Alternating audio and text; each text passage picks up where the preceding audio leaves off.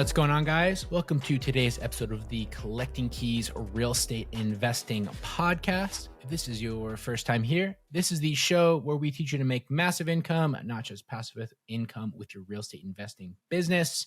I am Mike DeHaan here with my co-host Dan Austin.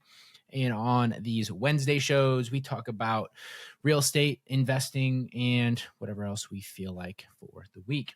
So we are coming into the middle of March, already near the end of Q1, and it has been interesting, to say the least, to see what is happening with our business and I would say the real estate market as a whole.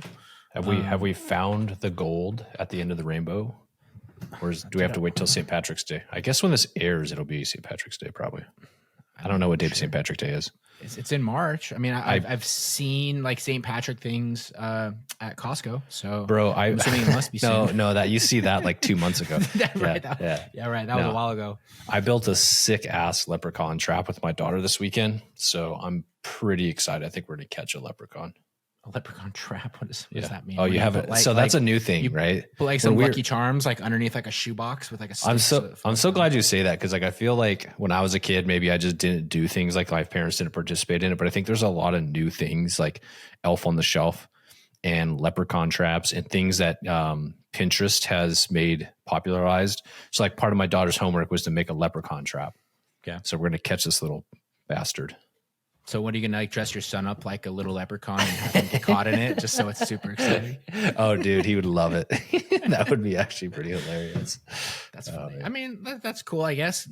Make some of the fringe holidays interesting. Cause I can't even remember if we did things for stuff like St. Patrick's Day when I was a kid. No. Like even like Valentine's Day, we'd kind of do stuff like that, but it's just a little bit more. I mean, my daughter's in kindergarten, so they make a big deal out of all that stuff. So there's definitely holidays we're celebrating that I'm like, does that really count? I mean, it gives something to do. Yeah, I don't know. Exactly. I would rather have that, because I feel like we went for a span where you were not allowed to do any holidays at all in school because everything was racist or offensive to somebody. Right. Now, you know what I still love they do? This is messed up. The kids with peanut allergies have to be separated. I mean, from health reasons, but I'm also like, oh man. So they went like no peanuts at school, right? I get it. If your kid has like a nut allergy, it's like super dangerous, right? But then my daughter was telling me that like, if I can't remember how it works, but like if you have that, like you have to sit at another table. I was like, oh man, that's sad. They put on another table. They make them use a different bathroom. They have to go in and out of different doorways. So bad, dude. We're getting real into the segregation realm very quickly Going over backwards. peanut allergies. Sorry if you have a peanut allergy, but get the hell out of here. You don't belong. I mean, it's for their safety. That's what they used to tell people as well. Seriously. So, anyway. No, like the hot season has definitely started. Right. To really be noticeable, I would say, especially in like the starter home price point. People that are listing stuff in the starter home sort of price point are selling very, very quickly. We've had a lot of sellers coming out wanting to sell stuff sooner rather than later. And, it's just that time of year. And I think that it's been very indicative that this year, 2024, is going to be a very strong real estate year in general, not just for investors, but for people in the industry overall, unless you're in the commercial real estate realm, in which case there has been nothing but disasters over there, which we talked about a little bit last week with Brandon Turner's fund that has been collapsing, and a lot of other, Go Abundance guys and like guys that we know that are very sort of well-known operators that have presences. I've just been hearing murmurs that so many large funds have been going very, very badly to the point that I have a passive income Abundance call that I hop on, and the theme of the call this past week was purely how much money is everybody losing right now, which is really frightening, because the entire thing with these limited partnerships and different kind of passive investments is people have sold it as a safe and secure investment that you can't lose. Like basically you have some sort of equity position, you get a pref, you get a longer term upside. But the problem is so many of these deals are now underwater to the point that the operators, the GPs, cannot actually recover their investors' money. And so they're losing, right? Yep. Like you can sue them, you can do whatever. You signed the investment documents when you chose to invest in their fund, and you're kind of SOL at that point. And so you have a lot of these big commercial multifamily operators that are bowing out of the game completely right now.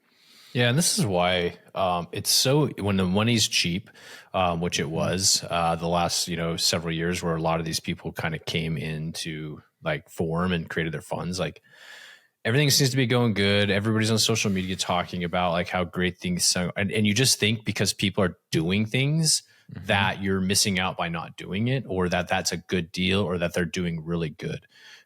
For a lot of these guys, they're still out there on social media talking about doing more deals, and their existing deals aren't doing well. So don't just assume because a lot of people, especially the criminals, they don't just bow out and walk away. And I'm not saying people that we've talked about on the show are criminals, but like they make, if you're incentivized to close transactions because you have transaction fees, you have asset management fees, you have property management fees, whatever fees you built in, you're incentivized to do more deals. That's what it is. It's kind of like I always joke around, like when the market's down, flippers got to eat too, so they keep flipping. It doesn't necessarily mean it's a good idea for you to start flipping though.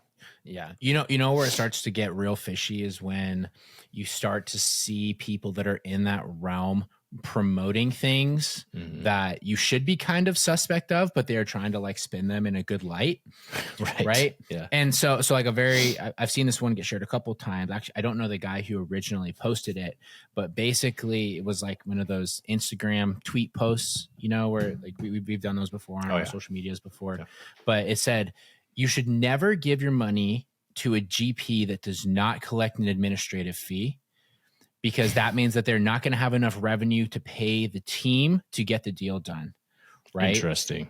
And that's very interesting because a lot of other people are saying right now, one of the reasons a lot of this shit has gone sideways is because you have all of these GPs who are making all of their money in that administration fee at the start. And that way they are no longer actually incentivized to make the deal perform. And that's a bonus. Yeah. But they're essentially professional fundraisers who have a deal, and if the deal goes sideways, they already made their money, so they don't really care. But now you have these people that are saying like, oh, well, if they don't do that, then you shouldn't get them money. It's like, that doesn't make any freaking sense. Here's a good benchmark to that. You and I were both on a call with Matt Atkinson from Millionaire Mindcast, if you guys haven't heard of him. And he was talking about raising money for commercial deals. And his take was, if you're not putting your own money in the deal, if you're not participating in it, you should not be collecting a fee. Exactly. Makes sense, right? That seems fair. That seems reasonable, because if you don't believe in it enough to put your money in it, or you don't have enough money, you shouldn't be profiting off of other people's money. Yeah. And that's, and Matt, if you go check out his show, the Millionaire Mindcast, highly ethical, very, very good reputation. He has been in the real estate space for over 10 years and has nothing but good things to be said about him, no matter who you talk to. I would listen to him rather than the random GP operator who started 2 years ago, who is now, I guarantee you, he made this post in reaction to some flack that he probably received. Guarantee it. And he probably has like a 2% fee too, right? Like a real high one. Yeah. And so we start to see that. Or like on the flipper side, the one that always gets me is you see people that are like, don't invest in real estate. If you ever heard of private lending, instead, you can just invest with me and I'll give you 12%. You don't have to worry about anything. And I was like, oh, check out our ebook where we teach you what private lending is and all the things that you should look for. And then we're just going to upsell you to invest with me the entire time without actually learning how to protect yourself. It's like they are doing this because they are trying to influence you to do the thing that they are struggling with, which is getting money to pay their own bills, because they are not able to do deals and make successful deals in this current market. Okay. And you're just starting to see that a ton. Even locally, we have a very big operator developer here who I know from people inside his sphere, he is absolutely crumbling, and everything that he is touching right now is turning to shit. And he's getting a bunch of lawsuits lined up against him. But I see him on social media all the time talking about all the great things he's doing. There's stuff in like the local press that's always talking about him and doing these different things. I like, even just the other day he talked about like a new office that they were opening and a new fund that they were launching. I'm like, bro, you're losing your ass. I know this. Like, I feel like but at you would some never level, know. No, that's what I mean is like, just because people are doing things doesn't mean they're doing well. And I feel like at some point, some of these people are sociopaths. Like I know the guy you're talking about in particular, there's something wrong with people that continue to do things, even though history is telling them in recent years, stop doing it. Like, you're not doing a good job. Why are you continuing? Like, you're basically saying, well, I lost that person money, so I'm just going to go get money from this person. This person wants me to pay them back. I'm just going to get money from that person. It's called a Ponzi scheme. It's called being a terrible investor. Like, stop doing that. Just stop. Yeah. So it's unfortunate. You never know what's behind. You never know what's behind the veil on what's going on. And I think we continue to just see that. And for you and I, I feel pretty good that we've highlighted this since we started this podcast. That was one of the points of starting the podcast, was highlighting the stuff that we've done, the stuff that we've done well, but also the stuff that you and I have personally done poorly at, our failures, the things we see around us, because it's there. You just, nobody wants to talk about it. Yeah. I mean, and we always run into different things, right? Like, that's kind of part of the game. It's like we were just talking right before the show. It's like we have portfolio right now that is hemorrhaging money because of all the different CapEx items that, we knew about years ago, and we bought stuff that, of course, all are starting to come around because that's the way the universe works. It's having trouble getting stuff rented, but at least we have good interest rates and relatively strong equity and things. So it's not the end of the world. But that brings up a good point too, is like when especially when you're in a buying frenzy, like we were, because it was easy to buy and interest rates were low, and you're like, yeah, but I'm buying equity. Totally. But you can't eat equity. You have to feed the baby somehow. And when that equity is still there, but then you have CapEx, capital calls basically for your own company. Hey, we got to do a roof. We got to do this. Hey, we had this major issue that cost 30 grand. That happens, and you have cash flow to cover. Like for us, typically when we took on properties, we have cash flow to cover negative or flat or small maintenance things for properties. But then when you have these major CapEx issues that are going to, I think in the last 4 or 5 months, we've spent well over $100,000 of money to put it right back into properties. Granted, we could sell them. We don't want to though. But and this actually brings up a good point. I was responding to another group I'm in, another mastermind, about somebody's like, when would you actually take on a negative cash flowing property? And the reality is, I wouldn't do it right now necessarily, unless I was like, there's some criteria I would want. Like I would want a great debt structure, meaning I'm getting like 0% seller financing, which we have those. I am getting a shit ton of equity, which we have properties like that we have a lot of cash, or we have a lot of equity, $200,000-$300,000 of equity, but no cash flow. And one of those two, and we have cash flow from the rest of our portfolio to absorb it, as well as it doesn't affect my lifestyle to do that. Yeah. Some of this stuff though, when you're like, hey, we got to turn this unit for 40 grand, 30 grand, it might start affecting my lifestyle. Yeah. Right? Well, the problem is the challenge is it becomes a slippery slope, because people, this is, we've done this. We're currently kind of in a situation, honestly, where we've done this with one, and then one goes slightly awry. The next one goes slightly awry. And next thing you know, we have like one deal that we're able to carry, but we're having to also carry the other half of them, just because we've been unable to rent properties, or we've had downtime or unexpected vacancies. Yep. Right. And so that's like, honestly, the big risk with, if you're choosing to buy these like negative cash flow properties, or these ones that, are not necessarily going to perform right out of the gates, or you have to do some sort of like large restructuring or renovation or whatever, is if things don't go to plan, then it's going to be an ongoing problem that you're going to have to deal with. Right? Absolutely. And so, and it's like, it's a liability that already exists there. And then when you ultimately have future liabilities, which you will, you now have just extra pain that you have to deal with, and less room to deal with stuff that for sure will happen, just part of being involved. So the cool thing is though, is if you're operating now and you're able to get through, like weather it, like we're seeing it. And this is obviously real estate's hyper specific or hyper local. If you're able to operate in a tough environment where rents have stayed flat, prices, it's hard to get properties under contract, or it's hard to get the prices you want on the exit. If you're operating now, you're going to always be able to operate, right? Because you're doing it in a tough time. Like you and I started wholesaling during COVID, like literally right before COVID. I think our first batch went out March of 2020. That was tough was it January? So yeah, like it was tough to operate. Only, granted for us, it was only maybe the first 8 to 10 months, but like the world was like literally going crazy, right? Like we didn't know what was happening. And right now we don't know what the end looks like for this like weird, very friction-y market. There's going to be the light at the end of the tunnel though. It's like it'll happen. We know historically. It's just a matter of like, what do you do in the meantime to continue to operate and to stay growing in a time where it's hard to?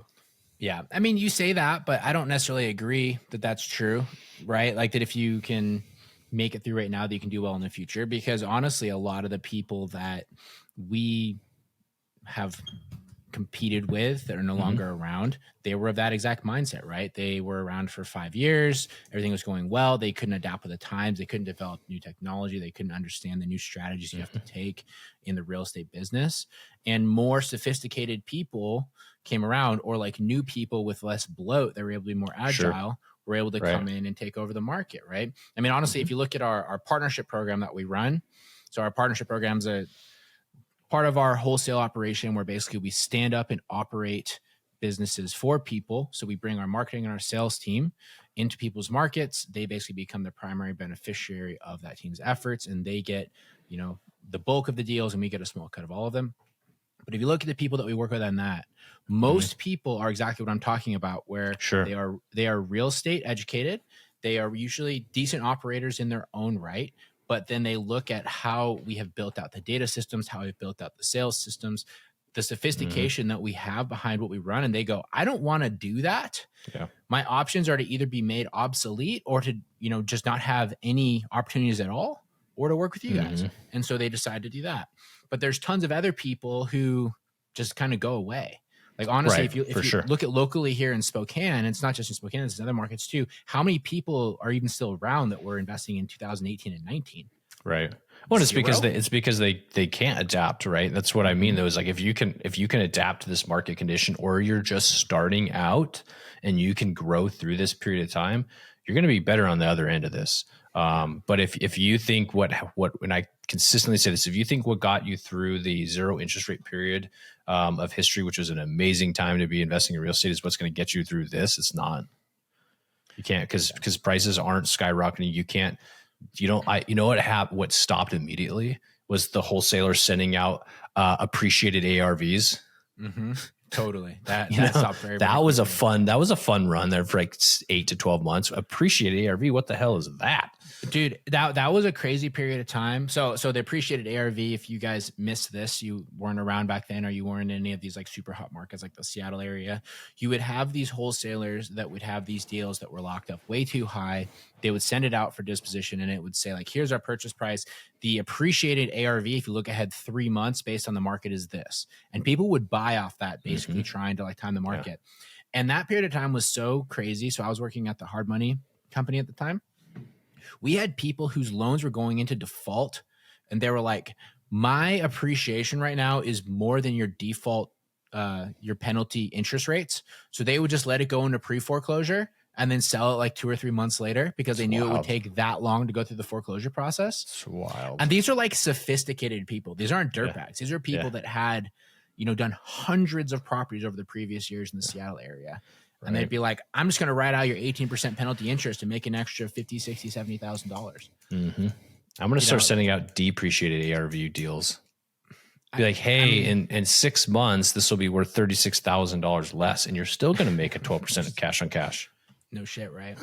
I mean, I think one thing though on that note that is different this time around versus, kind of previous, I guess, times in history, like in terms of people being more sophisticated, is just the presence of institutional money is so significant, Mm, especially now that the right. 0% interest rate sort of period is over. You now have all these hedge funds and different firms that are chasing yield.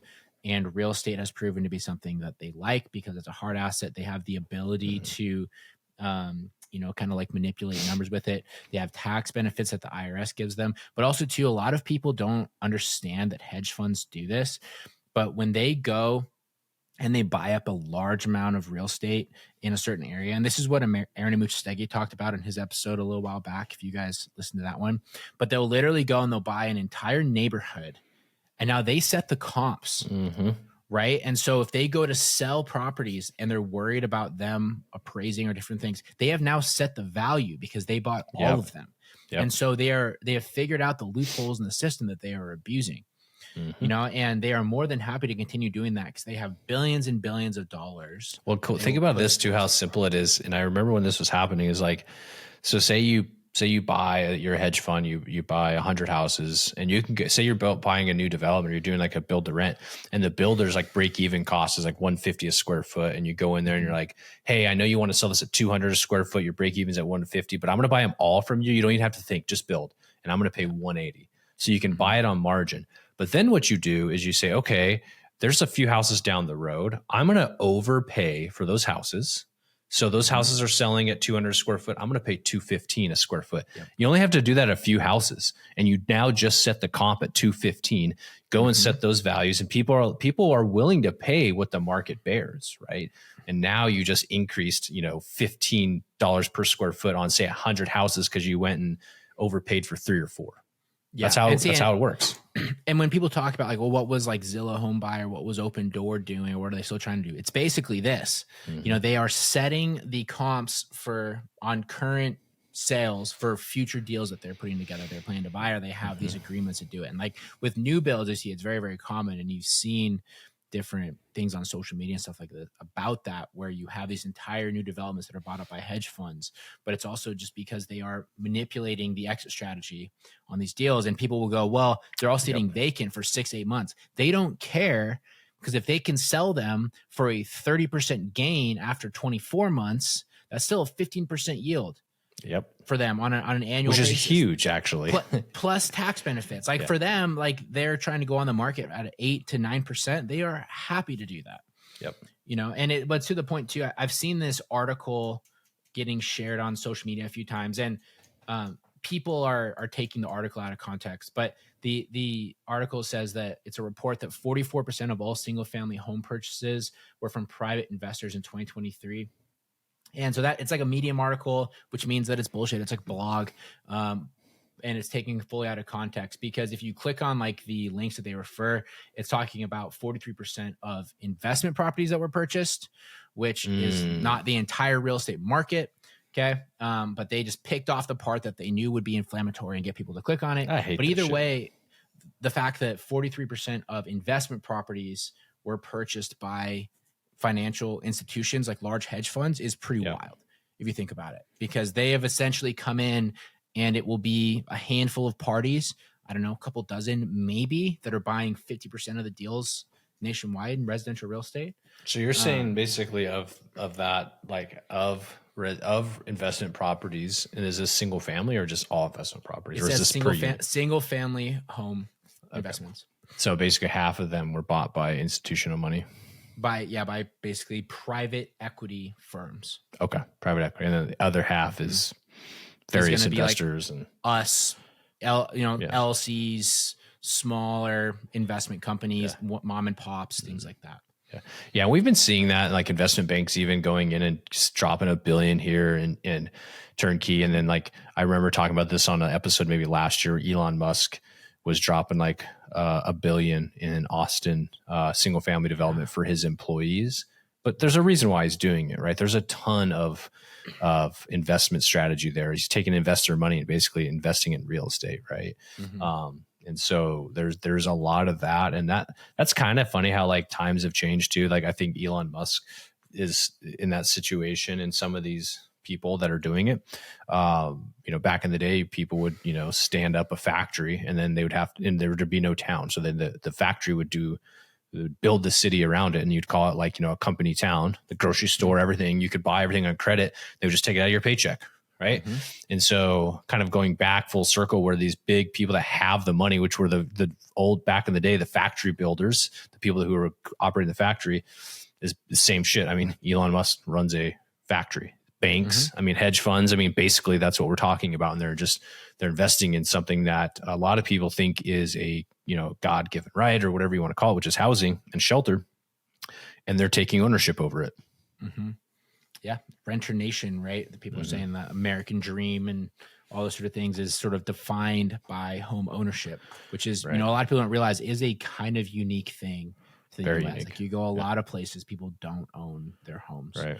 I mean, I half the time, like I remember Grant Cardone saying that several years ago. He's like, I don't own my own home. And he's all flashy and being himself, but like in reality, he's not wrong. Because like home ownership, although has been great to Americans and myself included, there's a lot of like bad things that come with home ownership. As we're finding out, insurance if you're in a certain areas, maintenance. You got to take everything he says with a grain of salt, though. She'll be like, yeah, I don't own my own home. Grant Enterprises owns it. Right, of course. But his no shit, right. But his point was that he doesn't see his and you shouldn't do this. Your primary residence shouldn't be considered an asset. However, most Americans, it is an asset because if you what happens, this is my theory, is say you're a baby boomer, you bought your house, the joke goes around, you bought your house for like 3 pennies and now you're selling it for $2 million and you're like, oh, I worked hard, right? But the reality is you stay in that house until you can no longer physically stay there because of age. And then you take that lump sum of money and pay for long-term care. That's like my theory in my head. Like if you did it and you had no other savings and your house is worth, $500,000 more than you could sell for $500,000 profit, you could do that. And now you have some care for a few years. That's like the benefit. But outside of that, you can't really use it as an investment. And in fact, to be an accredited investor, you can't even count your primary residence in that number. Well, I mean, one of the reasons that our stuff structures that way, though, is because mortgage-backed securities is such a huge part of the U.S. economy. Economy. Yeah. That's very different from other places. Very much so. I mean, I don't think most people realize that is set up intentionally so that people are like basically investing in themselves and the government is profiting off of you because you are paying interest to them through your mortgage. Mm-hmm. Like the whole thing with that is an alternative to just strictly Social Security, where they're like, oh, if we carry your debt and you're buying real estate from us and you're paying us interest, you will have that nest egg when you retire and we will have to give you less benefits when you're older. That's a great perspective. It's all with intention. People don't understand that. They think it's like a gift or like you said, like a right. It's all done in a way that's meant to reduce the like end of life workload as much as they can when people get older and the government is expected to care for you at that point. Yep. So, I like that perspective. I haven't actually heard it looked at that way. Yeah. So that's actually a big thing. If you watch The Big Short, they talk about that at the very beginning. When I don't remember that. I'll have to rewatch that part. You should watch it. It's right at the beginning of the movie where they're basically going through how like the mortgage-backed security industry came to be and like why the government was so interested in it. They kind of touch on it a little bit. But, I think there's probably a lot to do with GDP growth as well because of the way that they're able to allow banks to loan out money and that's how they incentivize and spark the economy, right? Is through lending and like financing. And then, of course, we're a big building nation. So like construction is a big part of our economy, a big part of our GDP because you consume goods and you put people to work. And we have nothing but land to build houses on in America. Mm-hmm. That's definitely true. Right. I mean, there you go. There's more land here than pretty much anywhere else that people can kind of do stuff on. So yeah. Either way, point of all this being though, I mean, it's never been more important, I think, to make sure you're staying up to the times with your real estate business. Like just because you had something that has worked in the past does not mean it will continue to work in the future. You need to make sure that you're monitoring your performance, you're monitoring your marketing, you're pivoting, you're making things better. I mean, like even with our stuff, we have our sort of direct mail sequence and our outbound marketing that we've done for a while. We have to look at it every single month and make sure that stuff is still performing, right?